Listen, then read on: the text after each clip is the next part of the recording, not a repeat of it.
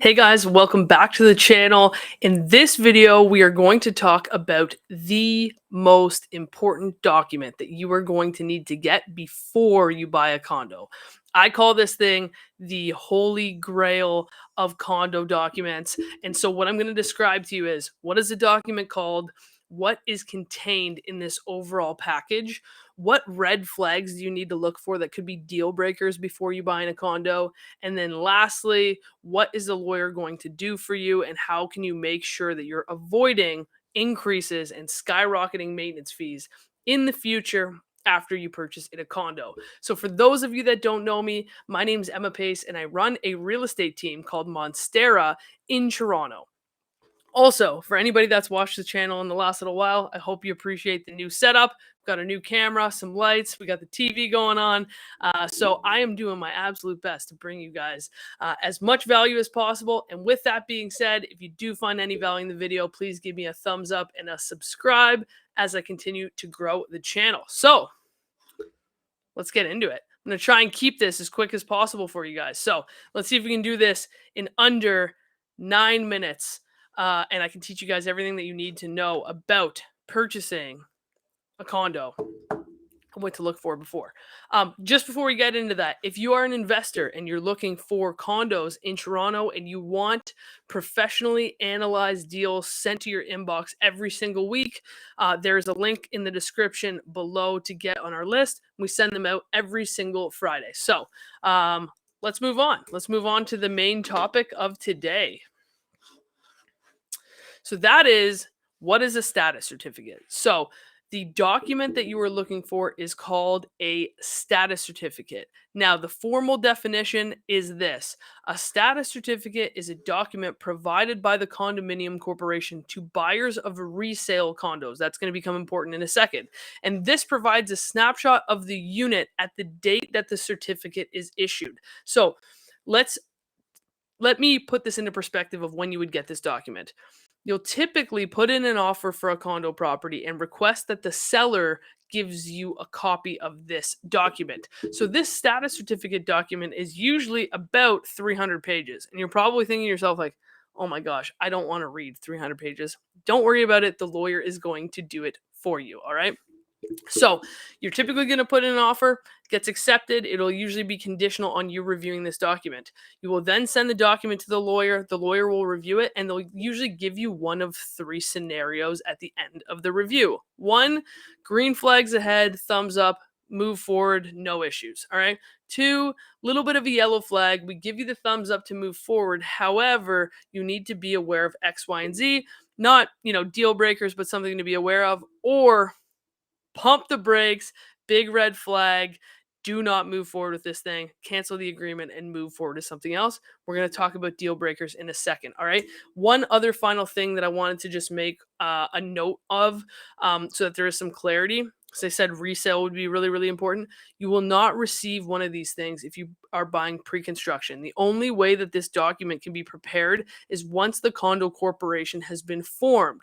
So if you buy a condo that has recently registered, you can still obtain a copy of these. It just might not have a ton of substance to it. If you're buying a condo that is 30 years old, you're going to have a ton of documentation because you have 30 years of management history. Now, they're not going to give you all 30 years, but you've got a pretty good track record for how the money has been managed and how the building has been maintained. So hopefully that sheds some light on the quantity of details that you will likely get depending on the age of the building. All right. So let's talk about what's included in this package of 300 documents. All right. So the first document is something called the status certificate document. That's the formal status certificate. And it's usually about 6 to 8 pages. And what this is basically like a boiled down version of all of the other supporting documents. So it's a synopsis of basically the entire package. All right. So this is where you're going to start the search for the 300 pages. Most buyers, to be honest, don't even look at it. They just have the lawyers look at it. But if you want to look at it, this is where you're going to start. Okay. Now, the next thing that I think is the next most important thing to look at would be the financials and the budget. So you will get full financials on the building, how much, and also to this point, I just made a video on maintenance fees, how they work, if you're paying $500 a month, where does that money actually go? So it's also in this condo playlist. So if you're curious more about this budget and this reserve fund, go check that video out. But you're going to get full detailed financials. All right. That is included in this document.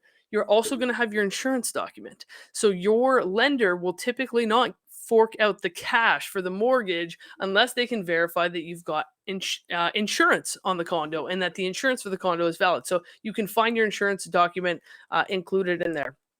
You will then have a reserve fund study. Again, I'm not going to go too much into the reserve fund in this particular video, but it's going to break down what future repairs are likely to happen in likely the first couple years of ownership, just so you know kind of what the plans are. And your lawyer is also going to look into this when they're taking into consideration giving you the thumbs up and the go ahead, because if there's something big and glaring and they don't have enough money, then that might be something where they tell you to pump the brakes. So that could be a deal breaker for you there. All right. And then the last two things, bylaws and declarations. So I'll talk to you a little bit about bylaws. If you're a pet owner and you're watching this video, welcome. Some of these condos do have restrictions for pets, right? So maybe it's a max of 2 pets. I've seen a lot of weight restrictions, 25 pounds, 40 pounds. I've seen some without. So if you've got a dog, right? I could not live without my dog. I love Gabby. If you guys follow me on Instagram, you'll see tons of pictures of her. I would be verifying in the bylaws before I move forward whether or not there was going to be any issues because of my dog. I've yet to see them formally weigh a dog, but I wouldn't put it past them. So this is where you're going to find all those rules. Can you barbecue? Can you have a dog? What are the requirements for you hanging things on the balcony or all that kind of stuff? You're going to look at that here. And then the last two things are if you decide to purchase this as an investor and rent it out, your rental documents will be in there that you would use to register with the condo corporation and property management. And then you've got your pre-authorized forms for your maintenance fees to be automatically debited. All right. So that's kind of like the whole package. Now let's boil it down to this main document, because like I said, this is kind of like the main meat and potatoes that you're going to be looking for. And so this is going to be broken down to kind of 6 key components and key elements. Now, I do want to preface this by saying when you get this document, there's not actually a whole heck of a lot of information about the unit that you're buying.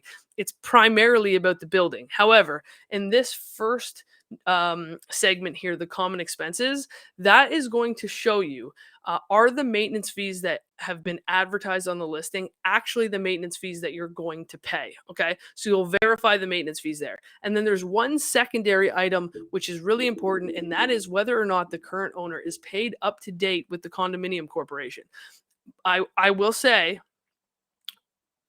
it's very infrequent that I see them not paid up to date. There have been a couple instances in my career where I've seen some outstanding debts. So if there is anything that's owed, then you want to make sure before you move forward with the property that you're able to negotiate those payments, or those outstanding bills are paid for by the current owner. Okay. So then we'll go to the budget. That would be the next section there, and it'll tell you basically a boiled down version of what I just said. This is the budget. We expect that we're on track. We're going to have a surplus or we might have a deficit. So it'll tell you that there.